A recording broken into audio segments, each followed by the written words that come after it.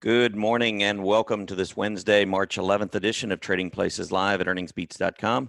I'm Tom Bowley, Chief Market Strategist here at EarningsBeats, and I'll be your host for the next 30 minutes, featuring everything you need to know as you prepare for the trading day ahead. Well, it was a nice rebound on Wall Street yesterday, but today futures are looking to give back a lot of those gains. We'll talk about that in just a minute, but first let's jump over and take a look at what happened yesterday.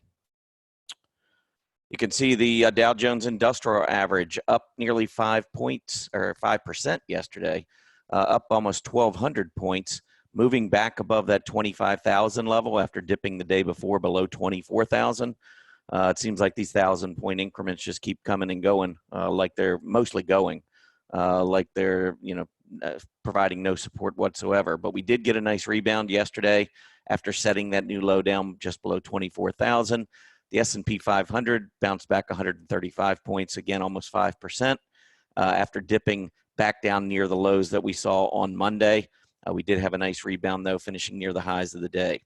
The NASDAQ up also almost 5%. Look at the percentages. I mean, really the market over the past few weeks, it seems like it's either been, for the most part, it's been indiscriminate selling where everything's just being sold. Yesterday, it was the exact opposite, where just about everything was being bought. And you can see these percentages not really favoring one area or the other. Once again, though, mid caps and small caps underperformed.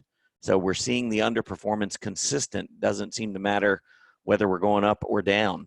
Mid caps rose yesterday, had a beautiful day, up 63 points, but on a percentage basis rose under 4%, where the other major indices were almost 5%. Small caps even worse, only up 2.8%. So a nice recovery, but way below what we've been seeing in the larger caps. So, this until this changes, and it's been very odd. It's been this has been occurring now for a long time, where we've seen the small caps underperforming. That is not the long-term history, and this is one of the longest periods since I've been tracking it that small caps have underperformed. Eventually, small caps will probably represent an excellent opportunity. And I expect that at some point they will begin to outperform the large caps, but we have to wait until it begins to happen. As far as the sectors go, you can see technology up 6.6% yesterday. So on a relative basis, we saw technology lead. We also saw financials lead. And there's a good reason for that, namely the 10-year Treasury yield finally broke that losing streak and moved higher. And so there was a big relief rally in the financial space. Discretionary up 5.5%, industrials 5.1%, or almost 5.2%, and communication services 5.1%. These are the 5 aggressive groups, and they all outperformed the S&P 500. So that was one positive to take away from yesterday. But now we turn our attention to the futures for today, and right now I'm showing the Dow Jones Industrial Average set to open down almost 800 points. So yesterday up almost 1,200, and 2/3 of it basically down at the open. Now, I have said throughout this downtrend, I've been talking a lot about this. We had a webinar for our EarningsBeats members on Monday and talked about the gaps. And it seems like the selling that occurs here in the U.S. During this period has almost all been at the open, and we're seeing it again today, with the Dow down 767 points right now, futures. It's really odd, but everyone's comparing the fear and the drop and everything to 2008, and a lot of it does look similar, except one big difference, and that is in 2008, all of the selling occurred during the day. None of it, we had gap ups and gap downs, but they all kind of netted out to zero. And so all the selling that took place in 2008 from, I think it was October 1st through like the 16th, it was all selling that occurred between 9:30 a.m. Eastern and 4 p.m. Eastern. This period, the exact same number of days, 11 days, we went down, I think, 17.4% before yesterday. We had gone down 17.4%. 2008, we had gone down 19.2%. Both of periods were over 11-day period, 11 trading days. And everything looks similar, except in the current period, the gaps accounted for 90% of the move to the downside. The net gaps during those 11 days, if you just took the points that gapped down or gapped up, of the total points we lost on the spider, 90% of it occurred at the opening bell. And we're seeing it again today. Now, I'm still wondering how institutions, if institutions are truly getting out, and they get out in bear markets. If they're truly getting out, how are they getting out? I don't know how they're getting out during the day. Because there's just, who's buying? If institutions are selling, who's buying?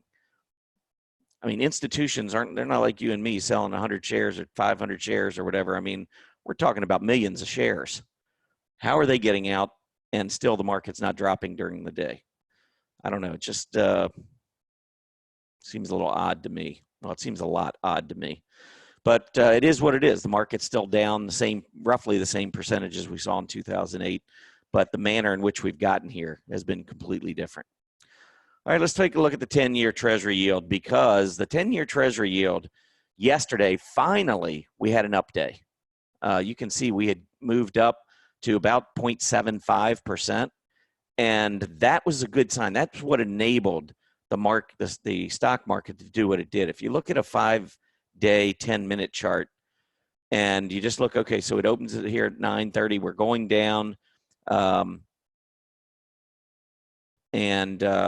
we hit the low at about 0.57 around 11:30. So remember that 11:30. So we're up, then we came back down. Remember the S&P came back, got a double bottom. We gapped up and we went all the way. Gapped up. The Dow gapped up 900 points and then went down and went negative. Well, let's look at the S&P 500. Actually, let me just put it on this chart. That'll just make it easier to see.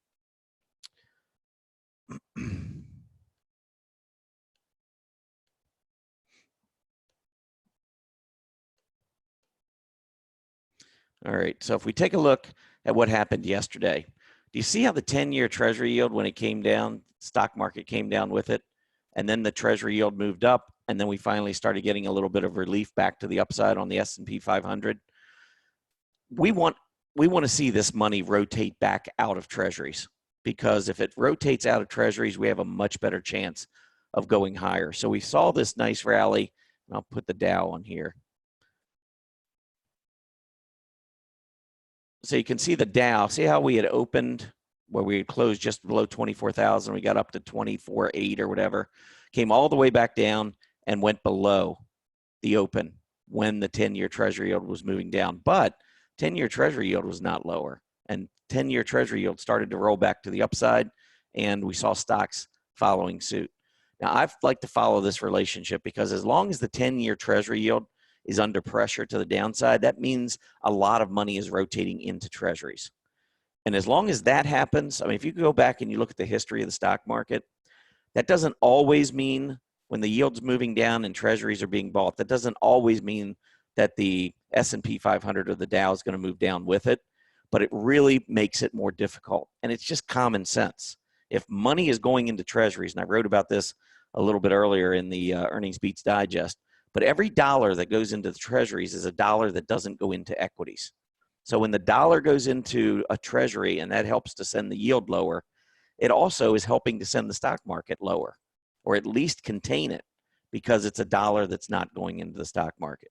Now, when investors get really aggressive and they want to, they got a risk for appetite, or excuse me, an appetite for risk, and they want to be in those riskier areas like stocks, and especially technology and industrials and financials and consumer discretionary communication services, those 5 I showed you earlier. When investors want to be in those areas of the market, that is referred to as a risk-on market.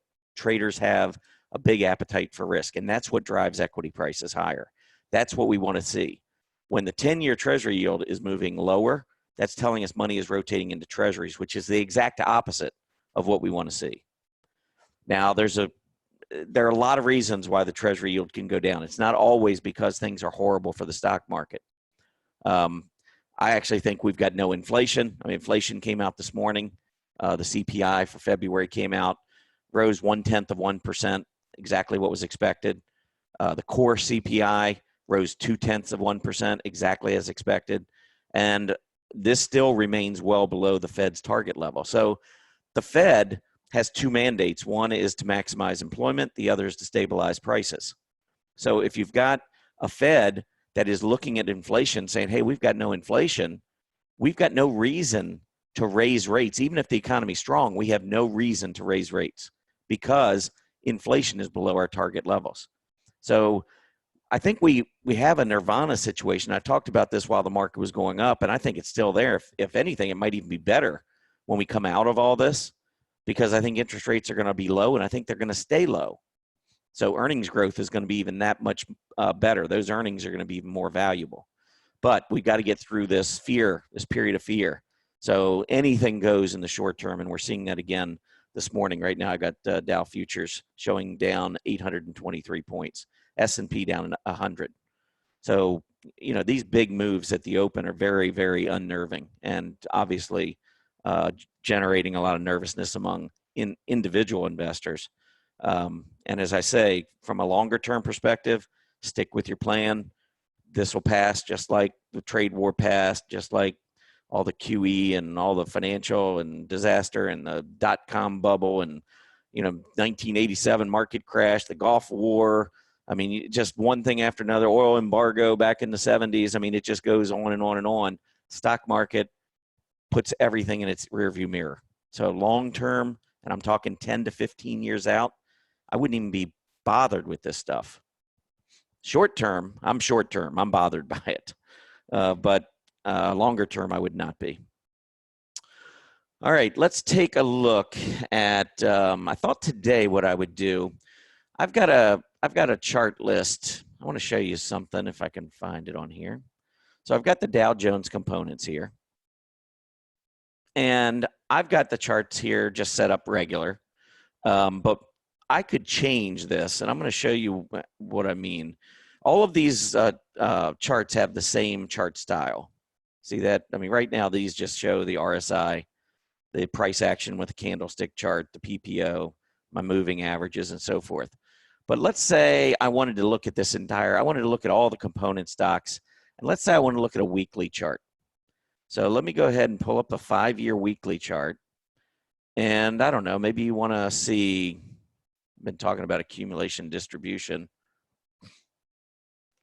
Maybe accumulation distribution is what you want to see. Maybe you don't like the PPO. Maybe you'd rather have the MACD. I used to use the MACD. PPO and MACD are basically the same. PPO is a little bit better for a couple reasons. I won't get into that right now. But let's just say this is your setup that you want. You update, but you don't want to go through every stock on your chart list, all 30 stocks, and have to go through this same thing of changing. So you say, okay, I just want to update all my charts in this chart list using these same indicators. If you go down here at the bottom, apply the current chart style to all charts in the selected chart list. Hit that. Okay. Okay. And now when I go back to Apple, now I've got my 5-year weekly charts accumulate. Now it doesn't matter which chart I go to on this list. I've got that new setup here. So just a really quick way to take an entire chart list. Now you do want to be careful, because I am pretty sure that if they are annotated, like if you take my strong earnings chart list that we send to our EarningsBeats members, if you have that with all the annotations, I believe you will lose all of your annotations if you apply a new chart list or a new chart style, I should say. So be careful there. But otherwise, but now, I mean, we have the chart list on our website. So if you try to do something, you mess up and you lose the annotations, you can always go back to our website and download the latest strong earnings chart list again. But anyway, I thought that was kind of interesting. So what I wanted to do was just kind of quickly go through and look at these long-term. These are long-term, when I say long-term, 5-year weekly charts. And yes, it's been absolutely horrible. I mean, the market's been awful, but let's, sometimes stepping back and looking from a weekly perspective tells you that, hey, you know what? It isn't that bad. It's been a rough few weeks, yes, but we had a huge rally before this pullback. And when you look at a stock like Apple, I mean, Apple obviously has been one of the best stocks, but this stock ran from 140 to over 320 in just over a year before pulling back. Now, you can always play this game. But if you went back and said, hey, if I bought this 140 and 15 months later I'm at 280, I doubled, I'd still be pretty happy. But when you get to a stock and you look at it and it's a 320, 325, and it drops to 280, you're not very happy because it obviously lost a lot of ground in a short period of time. But I think from a longer term perspective, you can kind of look at charts and realize that, that stocks don't go up all the time. Even in a secular bull market, you have pullbacks and you have corrections and you even have cyclical bear markets. You have 20% drops or more during secular bull market advances. The 1987 stock market crash was part of a secular bull market. So try not to get too caught up in, oh my gosh, we're in a bear market, or we might have a recession. We've had plenty of recessions in secular bull markets. I don't think this is anything but a cyclical bear if we get that 20%. I don't know if we touched it. We probably got really close the first time around, and we may see it today. We'll have to wait and see how the market does. Right now, Dow 765, just keeping you up to date here. So minus 765, that's what Dow futures are showing right now. And we'll see what happens after the open. But let's go through here. This is Apple. I think that chart looks pretty good. Then you've got American Express. Now, this one has fallen below some recent lows, but I think you still make the argument this is an uptrend. This was a pretty big low. And I think what you're going to find on a lot of charts, you're going to be watching the fourth quarter of 2018 lows. That's what I'm watching on the major indices. And so I think a lot of individual stocks, same thing. So for American Express, maybe we watch down here just below 90. But as we go through now, Boeing to me, and I talked about Boeing a long time ago. I'm not a fan of Boeing. I think things have really turned here. Longer term, Boeing's great. But short term, I mean, you can see the breakdowns. The PPO, weekly PPO is below the center line, pointing down. This is not a stock that I would have any interest in at this point. Long term, I mean, 15 years from now, yeah, you could buy Boeing today. I'm talking about as a trade. It's a broken stock. I'd rather have stocks that are above support. Caterpillar right now. Now, it's a weekly chart. We don't know if this is where we're going to close by Friday, but it looks intraday or intra-week, I should say, like we're breaking down. So we want to be careful there. Cisco is not a great-looking stock, but it is trying to recover here from that 37. The lows earlier this week, if they were violated, I'd be a little careful there. CVX is broken. Many of these oil stocks. CVX was actually a really good stock.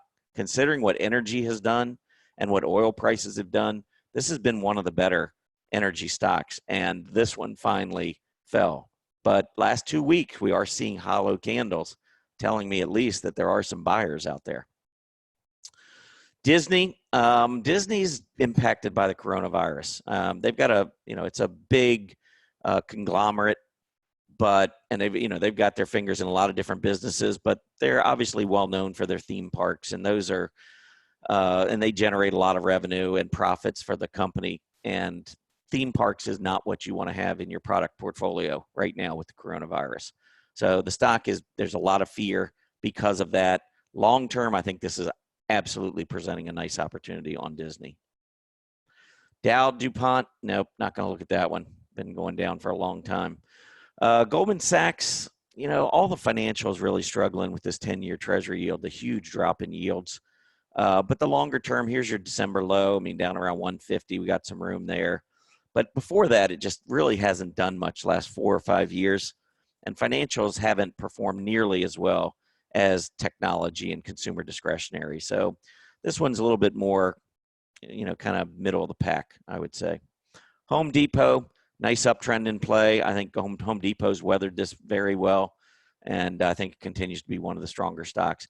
If you break down below, say, 205, then you're going to probably be looking at the weekly PPO moving negative. That would maybe, move me to the sidelines as a position trader. Again, long term, I love Home Depot. IBM, I thought we were really catching fire there back at the beginning of January and into early February. And then we quickly, 157 down to 116 in 5 weeks. They had a change in leadership at the top, and the market seemed to like it, but quickly gave that back. just look at the long-term chart. Here's a stock in technology. We know what technology's been doing. This stock set a high in 2017, hasn't been able to break it. Very difficult to get overly excited about a company that has been sideways consolidating for 5 years during a very strong bull market. Intel, great company, long-term. Of course, it's getting hit, probably some supply disruptions because of China and the coronavirus and so forth. But longer term, Intel looks good.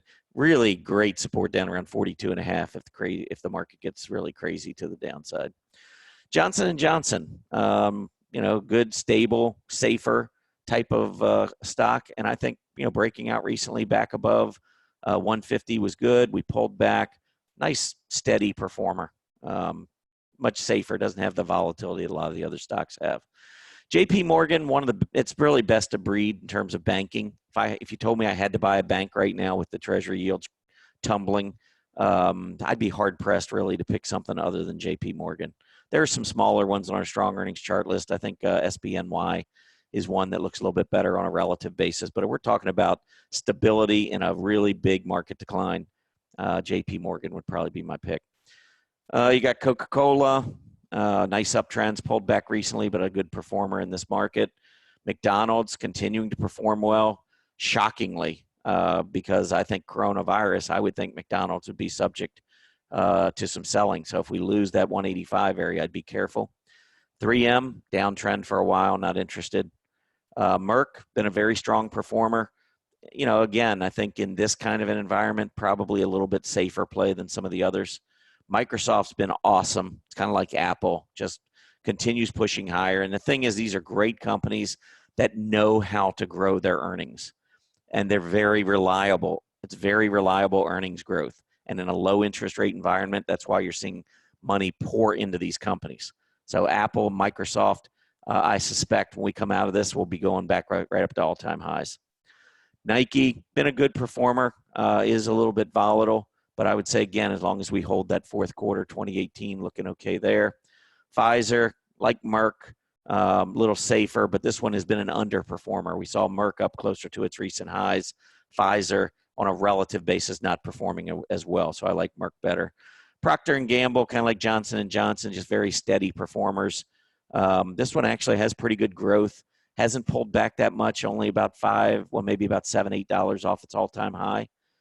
Continues to be a very safer type of a stock in this market environment.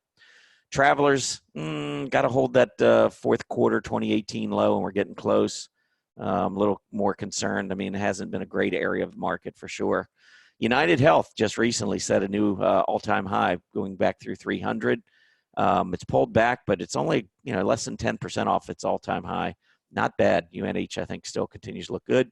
United Technologies, uptrending, pulling back. Watch that December 2018 low. Visa looks a little bit like Apple and Microsoft. I mean, great performer, steady. And again, when this thing gets behind us, I expect we'll see more strength ahead. Verizon, a little bit safer. You can see it's not as volatile as many of the other stocks, doesn't have a huge trading range. And the recent pullback might be an opportunity there. Walgreens Boots Alliance, not interested, setting new lows.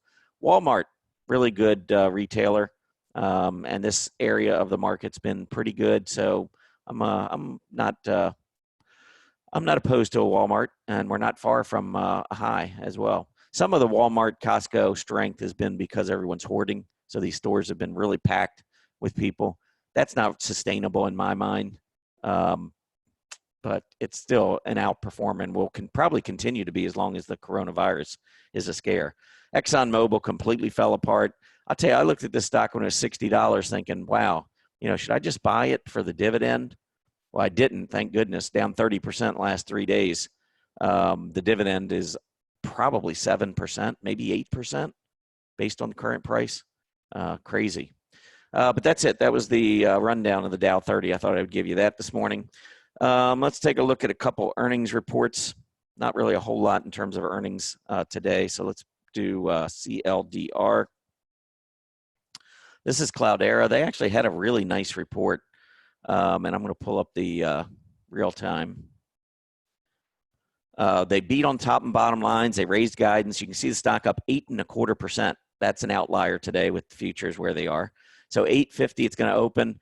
I think we'll get a rally, but I would be really shocked if we get through the 20-day. I mean, we had a big breakdown here. I think we'll maybe get up to 9 and 20, something like that. But I wouldn't be surprised if maybe at least we pull back one time. Next up for earnings, how about KFY? KFY also beat on their earnings. Let's go over here and see if they've got a trade. Oops. Let's try KFY. No, they're not showing anything yet in pre-market. Let's take a look at the chart, though. So they did beat on their bottom line, 75 cents versus 73. This one's a little bit like Cloudera. I mean, I'd watch the gap resistance. You've got it 35. Here was a breakdown below 35. That was your support. You got the 20-day coming down. I don't know what Korn Ferry's doing or where it's going to open, but to the upside, it seems to me like it's probably going to be limited around that 35 area unless it can gap above it.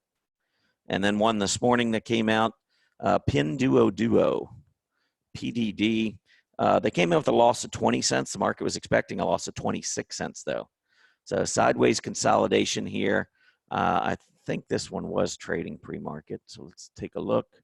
Down 5%, 35.75. So on the chart, yeah, it's still below the moving averages. Unless we can get a breakout above 38, I probably would just view this as sideways consolidation with a chance maybe of a trip back down to about 30, 31. I do want to let you know tomorrow we got a number of bigger companies reporting. It's been slow with earnings lately, but we got Adobe, Oracle, Broadcom, Dollar General, Slack, Ulta, and The Gap all reporting tomorrow. So it'll be a much more active day tomorrow morning and tomorrow evening with earnings reports. All right, how about some upgrades, downgrades? Well, we'll give you a couple because we're running out of time here, but let's start with ANF, which is Abercrombie, getting upgraded. I completely disagree with this upgrade. I'm not sure what we're looking at here, but this doesn't look very good to me. Stock has gone from 17 to 10 in the last 2 weeks. It was already in a downtrend, relative weakness at a new 52-week low. Yeah, I'm not going to upgrade this one. Short term, does it get up to 12, 13? Maybe, but to me, it's a sell. This one's got a reverse course and show me it can get through the key moving averages before I would be interested. CHTR being upgraded. This is Charter Communications. Stock was down 2% in pre-market. This one actually, look at the relative strength versus a broadcasting and entertainment group. This is one that's, and I wonder what this looks like. I'm going to pull up that accumulation distribution. This is what I've been looking at sometimes on some of these stocks just to see. Well, this one has pulled back. Now doesn't look as good as some of the others. But sometimes, you know, when you get a lot of these hollow candles, the accumulation distribution actually goes up even though the stock price is going down. Now, it has moved down below those other lows, and this is kind of, well, it's kind of moved down below it as well. Never mind. I still like the stock, but it's got some work to do here for sure. 3 airlines downgraded today, AAL, DAL, UAL, all of them down 5 or 6% in pre-market, and that was earlier, might be more now. Actually, let's take a look at the one. AAL was getting hit the hardest, so let's see what we got here. Only down 3.94%. Let me make sure the futures are still where they were. Still 700 on the Dow. So I thought maybe things were bouncing back. Yeah, so overall, I mean, the airlines have just been absolutely bludgeoned. So if we go back here and take a look at AAL on the chart, I mean, look at these airlines, over $30 down to 15, below 15 now. Did get a bounce yesterday. Look at all the volume coming in. Clearly, these stocks are in a lot of trouble. The companies are in a lot of trouble, and they may need some help to make it through. We'll see. But the downgrades, I mean, they're deserving of downgrades, but my gosh, are they going to go straight to zero? I mean, I don't think so. I think government will step in first. But anyhow, these groups are all in downtrends. All right, 3 you must see. Let's go through these pretty quickly. These were all big movers yesterday, scooter movers. So let me start with LH. LH was a scooter mover to the downside, lost 175 support. See that how that was resistance? We broke above and we held multiple times. Yesterday we lost it on a good day in the market.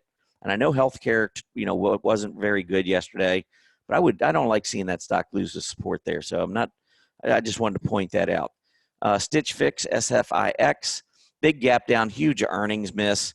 See this prior low here around 17. I think maybe we get back up there. I don't know that this one's going to reverse for very long. I've been in a downtrend. Relative strength went right back down near 52-week low yesterday. I don't know about that one. And then the last one I wanted to mention was CTVA. This one actually was a good mover to the upside, but it's been in a downtrend. It broke down below 24.50, 24, which was really good support. That's after the IPO. You can see held 24 here. Then it went below 24, came right back up above it. I don't know if this could get back through the 20-day. I think that false breakdown would be a great sign. If it doesn't, though, and we go back down, set a new low, I'd be real careful here. The one good thing that it is one of the leaders in its industry group, but the bad thing, its industry group has not been very good. The specialty commodities, and you can see the group's been going straight down, and relative to the S&P, the group's been horrible. But their accumulation distribution, you can see, has been pretty good. So this one's a mixed bag, but probably because it's in a weak group, I would avoid it for now. All right, that is it. Let me give you a quick update on the market since we are live now. Dow down 740, S&P down 79, NASDAQ down 209. And one last thing, let's see what the VIX is doing because I like to watch this closely. It's still up in the 50s. This is an area where we tend to mark bottom. So do we hold that recent low down here? This is an area I would not be surprised to see the market green today just because of the VIX. Could it go lower? Of course. Market can do anything it wants. The VIX could go to 120. I mean, I don't know if there's anything keeping it from going lower. If fear is enough to drive prices lower, the VIX will, continue shooting up. But I can only tell you history. And when we get a VIX up into the 50s, you've got to be looking for a capitulation and a big bounce back to the upside. And that's what I'm looking for. We'll see whether we get it. All right, everybody have a great day. For those of you that are EarningsBeats members, I'm going to send out a very, very short daily market report today.